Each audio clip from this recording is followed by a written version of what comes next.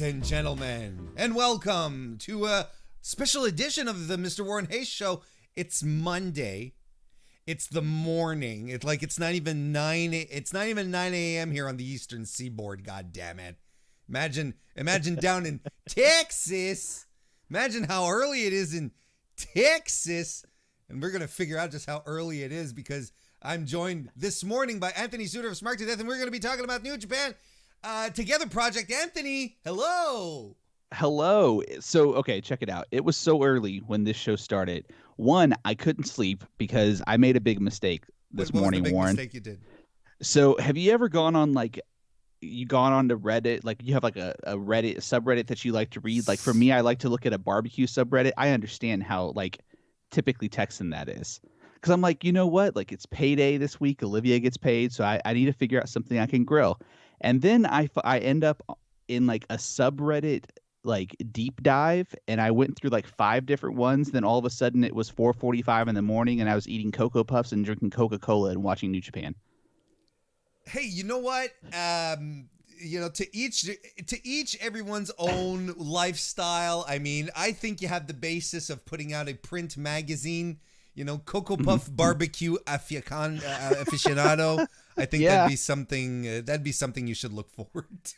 Well, I need it to be really, really awake, because Yoshihashi was going to be on my screen at some point, and good God. Very early in the morning, yes. It's always too early for Yoshihashi, if you ask me. It's always too early, yeah. Hell yeah. Hey, you know what? This morning we just got finished watching New Japan, the Together Project, first New Japan event since February. 110 days without New Japan.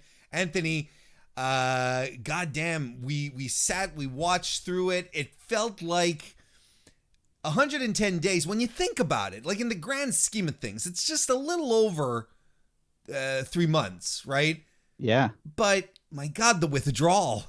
Oh. Yeah, and it's that's a third of the year. And New Japan, you get maybe a week break, and it's pretty nonstop. We're not used to having no New Japan for 2 days, let alone 110 of them.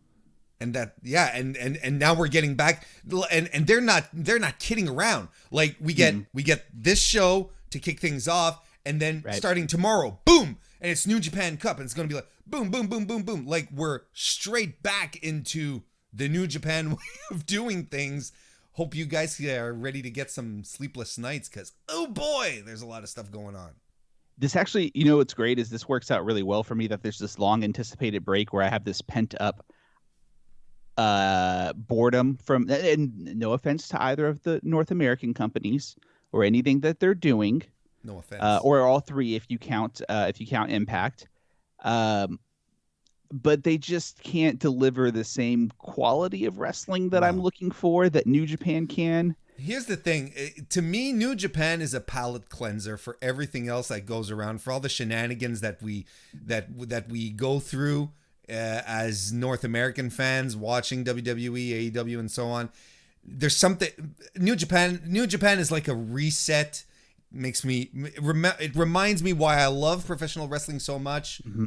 And I think that's what it was missing. That's what was missing, is just this idea of being able to it's like exfoliating your fandom, your wrestling fandom. Yeah, and this card too is the perfect way. Of course, New Japan gives you a surprise card with a bunch of multi-man matches that I know we're going to get into.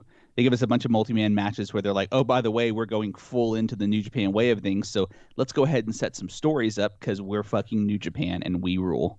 There, exactly. And you know who else rules, Anthony? Everyone who's joining us at this hour of the morning, well, at least in our neck of the woods, because there's other areas where it's later. But there are people who are joining us live here this morning on youtube.com/MrWarrenHayes, and I want to salute them. I want to say hello to Throwback. How you doing, Throwback? Mags is here. Metal 2006 is with us this morning. Kristen Ashley, hello. Mike Hart is here as well. Daniel Phillyful as well. Hello and welcome. Good Guy Dave has joined us as well. Conrad and the Venus is back. but he still isn't. That every time I see that username, it breaks my heart. But I do want to thank everyone for joining us this morning. We're going to go through the matches. I mean, let's be honest with each other before we actually get into them. This was it's a New Japan B show. It's it's one of these that they run when they're doing a live stretch, and it that's it. It's easing us back into the New Japan things. It was a B show. I mean, it was okay. So if you were to take New Japan, right? Like, you don't have all your foreigners here yet, but you do have a tournament you're about to book. You just throw all the people you can that we've been missing seeing. Like, all the fan favorites were there. Yep. Everybody we want to see. They mixed up, and I mean, you got what you're supposed to get from this situation. Like, I thought it was perfectly handled. I mean, considering the circumstances. I mean, yeah. It did what a B show usually does. And I think, if we were in the midst of Dominion season, we are. Hang on, that's a bad example. But like if we're at the start of the year, we're in the post Wrestle Kingdom glow. This type of card, you look at it and you're like, I'll catch it later. But since we're coming back, it had that special sheen about it. I want to say hello to Madoobt, who's joined us in the chat. Jake Bars, who apparently just found the channel for the first time. Welcome. And Electric Funk. Good to see everyone. So the proceedings started with a fun little hype video. I liked it, where they had some fans expressing their love for New Japan. I thought it was cool. The one detail I want to point out here, because they did have wrestlers as well involved talking. I do want to point out we had a bit of a familiar face there. We had John Moxley, who was in there. I thought that was that's pretty interesting, Anthony. Isn't he the U.S. champ right now? He is the U.S. champ, yes. So you had to have him on there. Also, I mean, Moxley is just chomping at the bit to go back overseas and work in Japan. Like, I'm sure he's loving what he's doing in AEW, but you just know he's chomping at the bit to go back over there and really lay some strikes into people and not worry about whether Turner hates it or not. Absolutely. So, but that was good. Fun little way to start things off. Want to say hello to Tim Traver. Hello, welcome to the chat, Tim, and Beck Ray as well. Good to see everyone. I also loved on there, before we move on from that, sure. I love that you had the little Super Okada fan with his towel, the little kid, and then you had the Naito fan doing the Tranquilo, and the little kid saying wrestling rules. I love that they acknowledge their fans from all over the world, and even the little kids, and had them have a little segment. It's just wonderfully New Japan. It was nice. It was fun. They're all. It's fun when you put the little kids in there, because then you realize that that wrestlers are just real life superheroes, kind of like Bill Goldberg. So the first match of the evening, or the proceedings anyway. Well, actually, and then they had Tanahashi come out with a bunch of the unaligned wrestlers, those who aren't part of any stable. Tanahashi said stuff. My Japanese is not up to par, but I'm pretty sure he was talking about what conditioners that he uses for his hair, and then they took some pictures, and we got to the first match of the evening, which was Yota Tsuji versus Gabriel Kidd. It's interesting because they're two young lions, of course. So it was your classic young lion match, where both guys are just pulling out all the moves that they've learned and are working very, very stiff with each other. Tsuji is 220 pounds, Anthony, which is, so he's technically a heavyweight, and Kidd is 189. So Tsuji looked like a big, beefy son of a bitch. It came across really well, is my point. He looked big. Big boy. The first thing I thought was, like, that's a big old thick young lion. Like, that's a big boy. He looked. I liked this match quite a bit. I did too. I'll be honest, I don't watch a lot of the young lion matches. That's like because of when it comes on, and like I'm in a different position now where when New Japan's in full steam, it's going to be easier for me to keep up. Mm-hmm. But before I was doing so much shit that it's like, all right, I'll skip the Young Lions. Eventually they'll work in a tag match with somebody I like, Sure. and I'll see them. But this was great. It was a nice palate cleanse from, like just from what we saw yesterday with Backlash. Sure. Absolutely. And here's, I tweeted this out. It's not something I actually say very often, but goddamn, man, there was a nice camel clutch here in this match. It was really, really good. I liked how at some point Kid goes for a lion tamer and Sushi's leg sort of slips out, but Kid, instead of releasing the move, says, okay, well, fuck it. He just follows through with a single leg crab. I like that. And boy, they were paintbrushing each other, man, at some point. Some split eardrums. Yeah, you had Kid at one point, instead of like trying to do the like peel the hands away from a lock he was in, just straight pummeling his wrist, like Sushi's wrist, just fucking nailing that thing. It was good. It was good stuff. It was a good, strong match to start. Sushi won. I mean, there was a lot to like here. It was a good opener from these young men. Moved on to Desperado and Kanemaru versus Tomohiro Ishii and Yuya Uemura. Is that how you pronounce his last name? I never know how to pronounce his last name. Yeah, Uemaru, I think is what I was saying. I'm going to call him Yuya. Yeah, all right. whatever you need to do. Desperado and Kanemaru double team to begin with, but early on Yuya fights them off, but then, man, he eats shit for the majority of the match. Ishii tries to get in control, but he's always being countered by the Suzuki-gun guys. They actually start going after his knee. One of the highlights of the match here is Yuya was eating some Kanemaru kicks while Desperado has him in the lion tamer. That was pretty good. So yeah, I mean, this was pretty much it. There's actually, overall this match was a little less interesting than the Young Lions match. I found the Suzuki-gun guys win, and Ishii at the end sort of left Yuya in the ring, and he was doing squats on the outside while, and then he just buggered off. Thoughts on the match?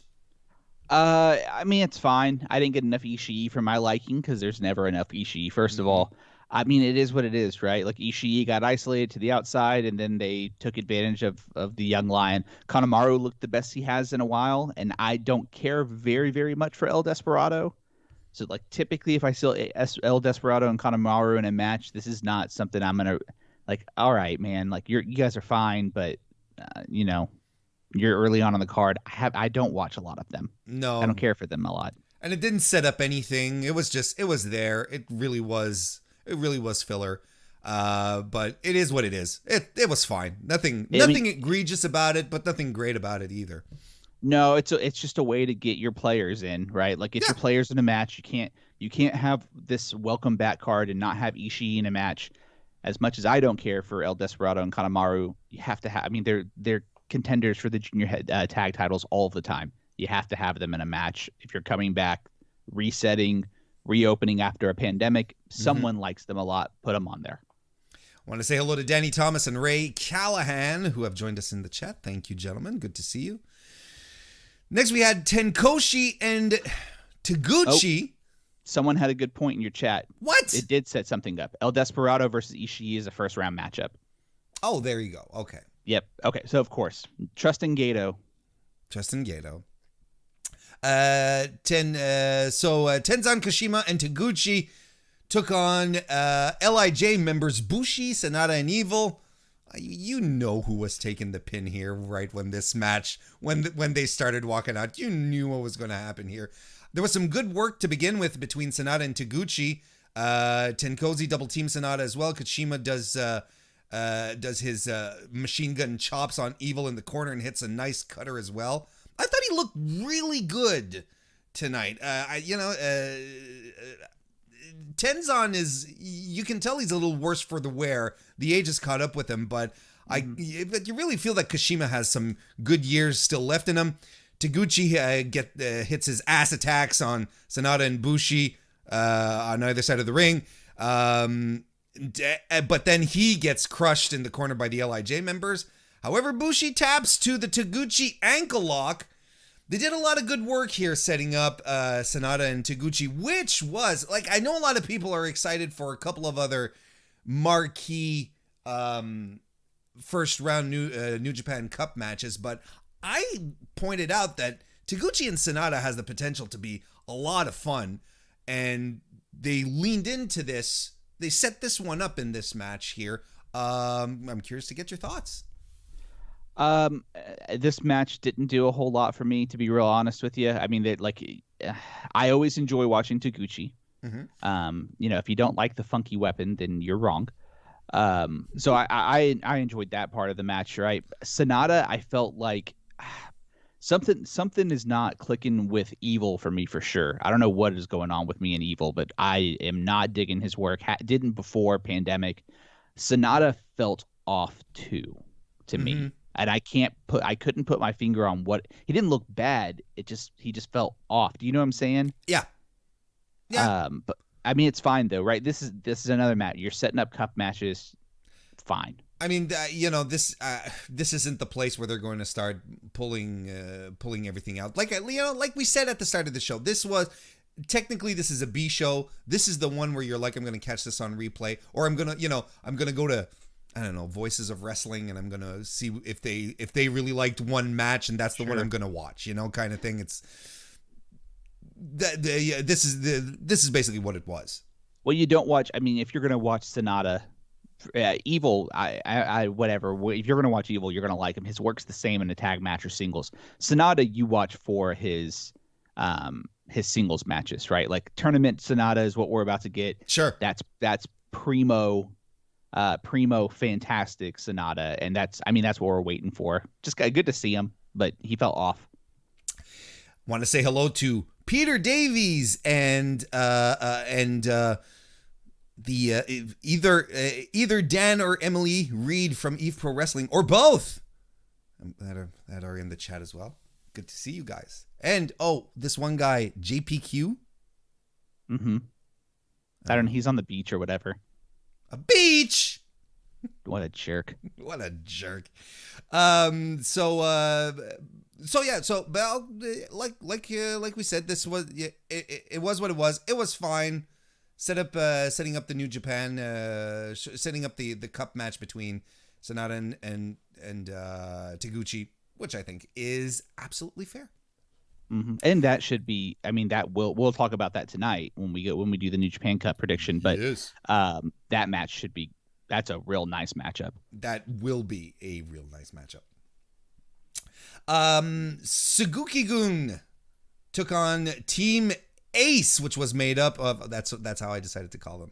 I like it. Thank you. Hiroshi Tanahashi and Kota Ibushi, your IWGP Heavyweight Tag Team Champions. Togi Makabe and Yuji Nagata. And of course, the Suzuki-gun guys attack before the bell hits. Suzuki and Nagata go at it, but things start to pick up when Ibushi and Zack Sabre Jr. get in there. Again, this is a first round cup match. Junior takes down Ibushi, who was leaping over him, which is just fantastic. Zack Sabre Jr. Wrestling per usual, where he's like, I'm not a stupid wrestler. I'm not waiting for things to happen. Then he takes him onto a submission, onto the floor. Everything breaks apart. He even wraps his Ibushi's leg around the barricade. Suzuki strangles Nagata with a chair in the meantime. That was nice to see, just Suzuki losing his mind a little bit.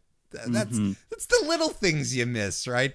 And Ibushi is clearly your babyface in peril this entire match until Tanahashi gets the hot tag.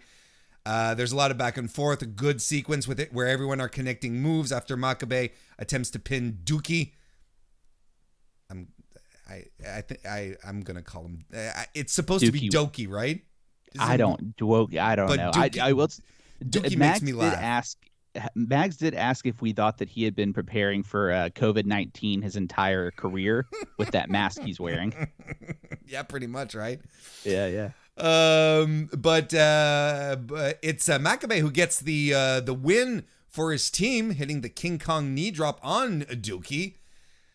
Zack Sabre Jr. and Ibushi they jaw jack at each other, and the mat, and also another match we're setting up, Tanahashi versus Taichi. We're just standing in front of each other at the ring and sort of pinching each other's bellies.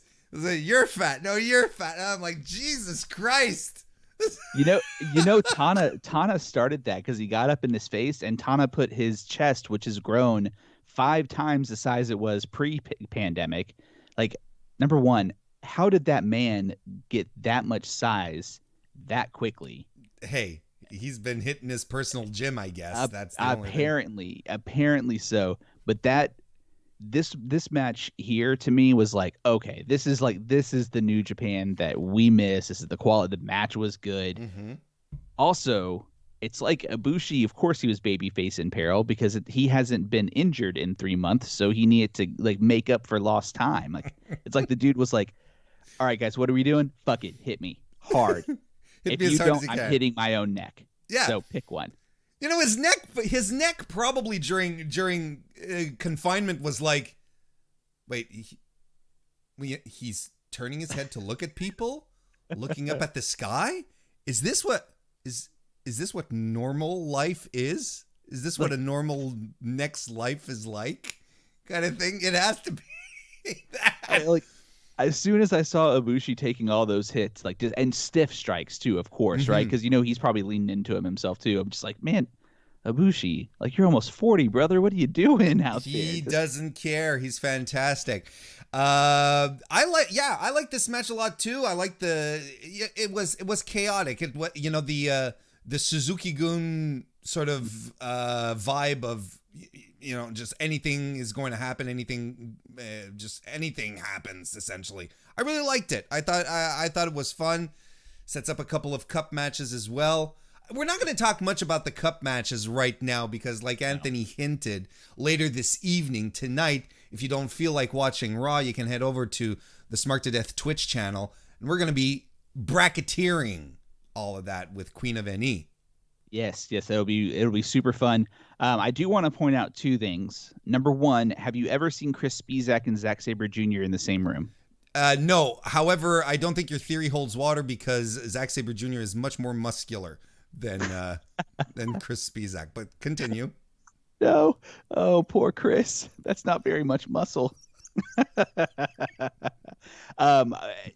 It was really, really nice to see Zack Sabre Jr. being a prick on the outside of the ring again, while Suzuki's just stealing people. Like, if you like Suzuki-gun, which I do, you don't like them because they win matches, because Zack Sabre Jr. wins and that's it. No one else in that stable ever wins, really.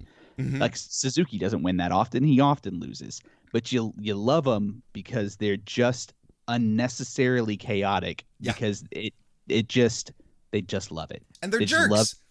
Yeah, they're just jerks. Jerks. I love that Zack Sabre Jr. too, early in the match, gets tagged in and he looks at Nagata like, hey, old man, back off my murder grandpa. Like, leave. Hey, come on, chill out. It's my turn now. I'm going to come do weird, like, stretchy octopus things to you. No, but it was good to hear him jaw again. It was he was walking around as, I'm back, baby. And it's fantastic. Yeah, New Japan would not be New Japan without Zack Sabre Jr. Thank goodness WWE didn't see anything in him. No, thank goodness. Absolutely. And I can't wait to see how many times he loses before he starts blaming Boris Johnson again. It's a good time to blame Boris. It's a good time. Roppongi 3K and Kazuchika Okada fought the LIJ, the holy trinity of LIJ, I think, right now. Naito 2 belts, Hiromu, and Shingo Tagaki.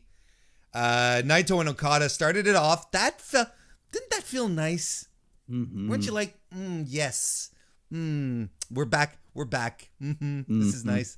Then Sho and Shingo, Jesus Christ. They had, like I said, I don't want to get too much into it, but we do have to talk about it. They had one of the best matches of Best Super Juniors last year.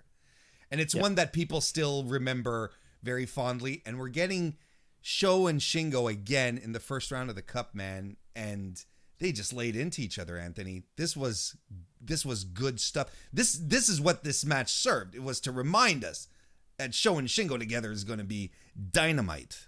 Mm-hmm. Sho, every time I see Sho and Yo too, but I mean Sho is the better of the two. Every time I see both those guys, it is insane. I started watching New Japan at the beginning of 2018, and those two have progressed into such stud wrestlers so very, very, very quickly. Mm-hmm. Like I mean, that is the path a young lion should take. That Jay White too. I mean, Jay White obviously was a young lion, became amazing, but Sho and Yo blow me away. Sho versus Shingo should be fantastic. There was a lot of nice moments all throughout this match. Yeah. Oh, yeah. There was absolutely. Hiromu was explosive. Was good to see. He was, he wasn't the centerpiece here of the match, but he did get some fun offense in. He ate some double teams from the 3K boys as well. Okada gets a hot tag at some point, and he drops Hiromu on his head with a DDT. He hits Naito with a nice package neck breaker as well. I think the highlight of the match, though, is Naito flipping. He did flip, but to hit like an inverted Destino on Yo, which I was like, and I mean, it stunned commentary so much. They all popped and they replayed it as well. That was pretty cool. But Naito did hit the true to form Destino on Yo for the win. This was a good 6-man main event. I liked it. I mean, it's everything you need, right? Like you got the majestic Okada entrance with a glowing cape when he comes in. You got a little bit of arrogant, almost heel Okada working there too. You got to see Hiromu, who I tweeted out that Hiromu runs at 200% speed 500% of the time. Like he is just on so many different levels. It's man, I love Hiromu. Oh, I can't wait for Hiromu to end up in NXT, man. It's going to be great. Stop your shit. Stop it. Goodness gracious. I mean, he could probably do fine over there. He could probably do fine over there.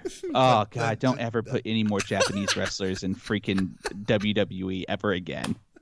So I hate you for that. That was just for fun. Just giggling. We're just having a good time.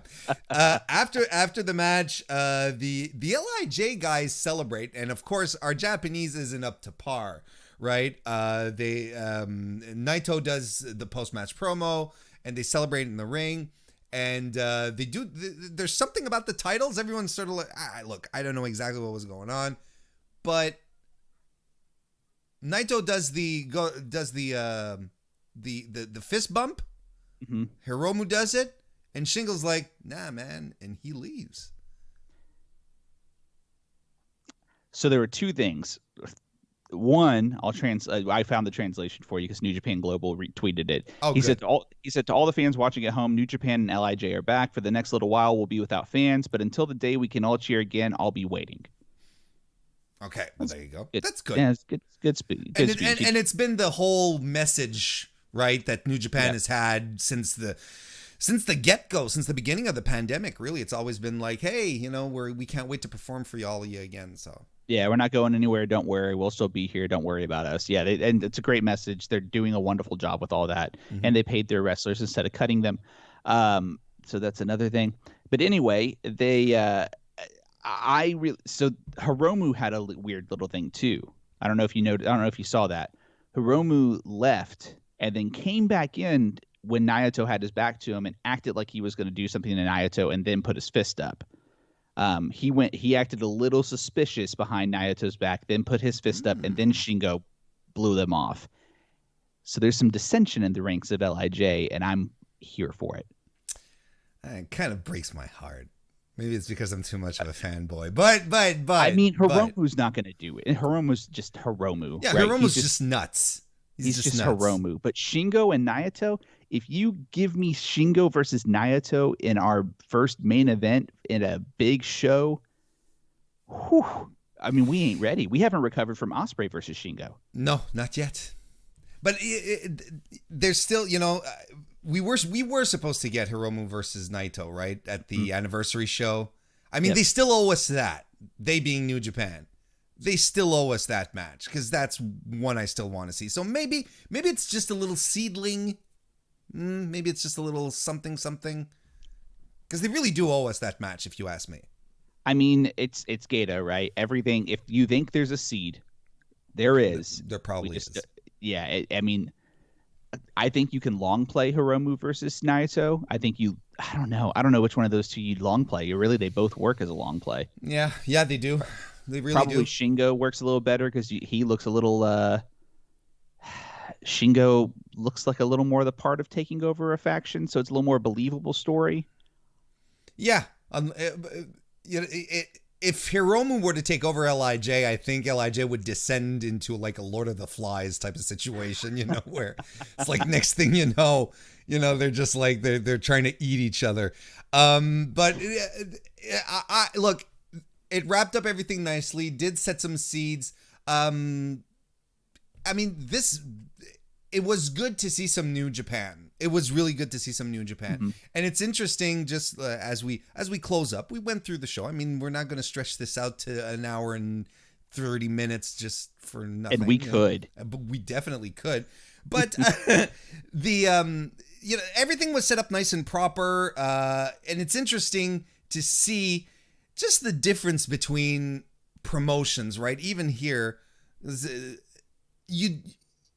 if WWE had been in this type of situation, their first match back would have been, their first show back would have been, these huge singles matches and the pyro and the spectacle and everything. New Japan here is like, look, everyone is happy to get back, but we're getting back into business as usual, and this is our business as usual.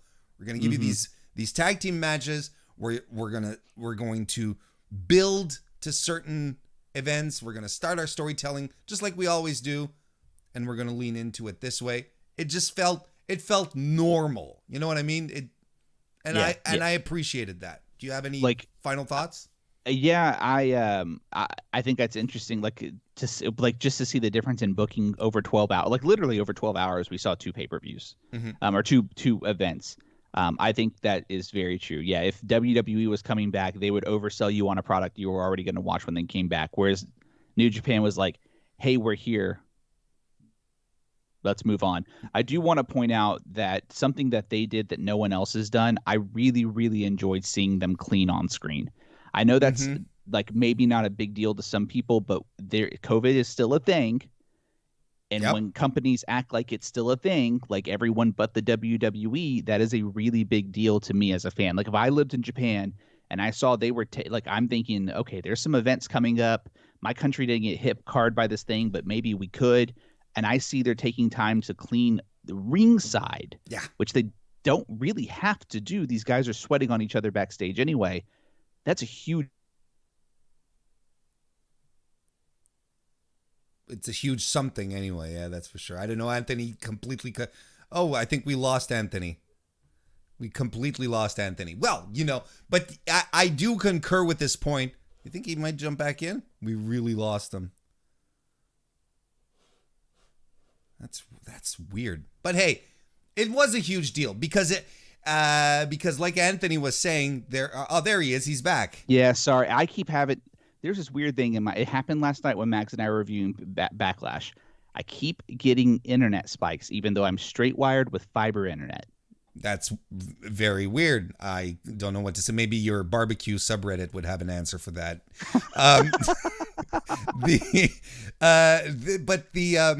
What I was saying is I was completely agreeing with your point, and even more so because there are shows coming up. So just seeing that will convince some people to be like, I could go back. They're clearly taking this seriously. So it does add, it does add a level of security, of comfort. I agree. And even if you're just fans of the guys, like seeing okay, this company's actually taking care of my favorite wrestlers. It's nice to see safety because we're all going to be worried about that for some time. It was good to see. It made me feel comfortable. I agree. I completely agree. So that was it. New Japan Together Project. if it wasn't for the fact that it was the first event in 110 days, it would be completely forgettable. But we're still excited. It was good. It was good to see some New Japan, see the boys back. It felt good. And now tonight, Anthony, because you're going to tell us about Smark To Death, and you're going to tell us what we're going to be doing tonight. We're going to be bracketeering the New Japan Cup. Yeah, so tonight, Queen, Warren, and myself will be on twitch.tv/Smark To Death Radio, and we will be doing, we did the Blazer Bros last year. One of our bros is on a vacation, so we are knighting the Queen of NE herself tonight as a Blazer sis. And so she or Blazer Bro. She might want to go by Bro. Yeah, no, whatever she decides. I love Queen of NE and her podcast, the Queen of NE podcast. It's fantastic. She's really good at what she does. I hate you. She's gonna listen to this and really hate you. Yeah, but I'm excited about it. I think it's gonna be a lot of fun with New Japan coming on. That's great. GCW and indie wrestling's coming back. So for me, I can lean off of watching WWE and go back to my happy little bubble of AEW, New Japan, and indie wrestling. There you go. I'm so happy for you, Anthony. And otherwise, where else can people find Smark To Death and all the good stuff that you do? Yeah, you can go to @SmarkToDeath on Twitter, Facebook, Instagram. And if you'd like to support Smark To Death Radio, where Warren has his show, myself, No Particular Angle, Mags and his 85 pods, and the Queen's Court by the Queen of NE. Is that a new podcast? You can go to no, it's the same podcast. You just can't read it. Yeah, different letters in Canada. You go to patreon.com/SmarkToDeathRadio. Support us for as low as $1. Everything, if you decide to support the show there, everything goes back to the podcast. It all goes to hosting fees and advertising and getting more people to hear the wonderful voices like Mr. Warren Hayes, who I think is one of the best in the biz right now. Come on. Sincerely. Well, thank you, Anthony. But I think you're the best. That's the thing. We're gonna have to. Yano was on my TV, and I'm so happy. I know that, but it's so fantastic. But you needed something to counterbalance Yoshihashi. Ladies and gentlemen, thank you all very much for joining us live this morning. That's very, very cool. Hope you're all excited for the return of New Japan. I know we are, because hey, we're starting right back tomorrow, right? With the cup. So that's fantastic. But do join us tonight, twitch.tv/Smark To Death Radio. It'll be a good time. And Anthony, Thank you very much for joining me this morning. Anytime. It's I guess really apparently anytime. Yeah. Put your money where your mouth is on this. I guess pretty much. Thank you all so much, everyone, for joining me this morning. We'll see you next time.